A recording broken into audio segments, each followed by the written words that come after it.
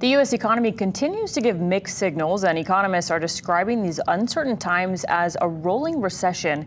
CNN's Karen Kaifa joins us now live from Washington, D.C. with what that means. And Karen, how does this impact businesses and our households?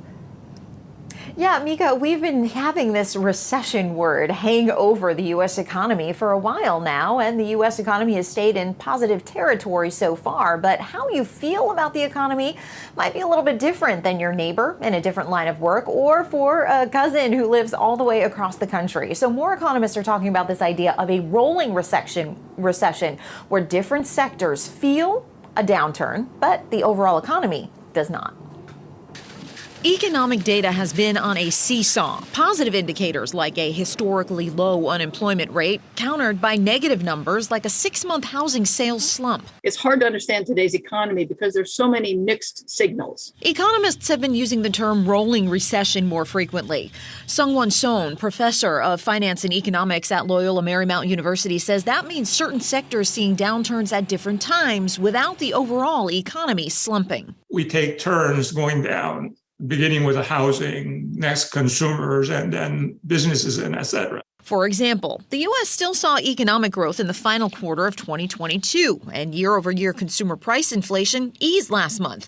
But housing prices and manufacturing have sunk, and there have been mass layoffs in the tech and media industries. Joanne Weiner of George Washington University says unevenness is normal for a large and diverse economy, especially coming out of a traumatic event like the COVID-19 pandemic. Different areas will have different pressures on them over time. As to whether a broad recession is ahead, Son says that may depend upon how consumers respond to the economic headlines. How consumers behave in coming months and quarters, that is really the critical element of the economic outlook. To prepare for any economic outcome, experts say households should pay down high-interest debt as the Federal Reserve uses interest rate hikes to tame inflation and streamline spending to build emergency savings in case of a layoff.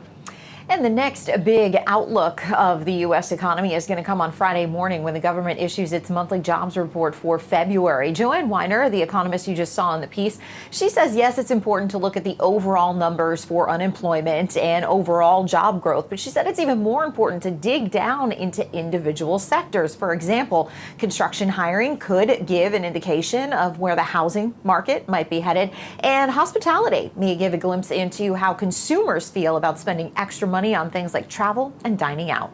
Live in Washington, I'm Karen Kaifa, KITV4 Island News. And Karen, before you go, we talked about it earlier in our newscast. Many are losing their SNAP benefits here in Hawaii as pandemic-era programs expire. So how is that affecting people at the grocery store across the country?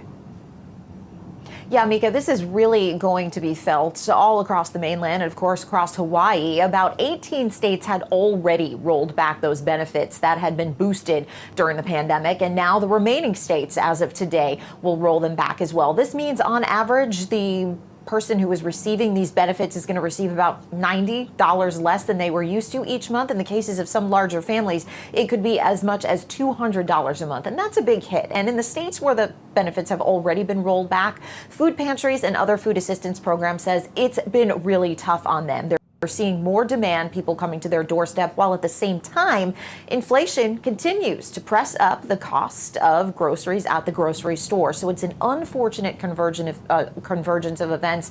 Food pantries say they're going to try to work through it, but really want to try to help people in need. Yeah, tough situation for a lot of people.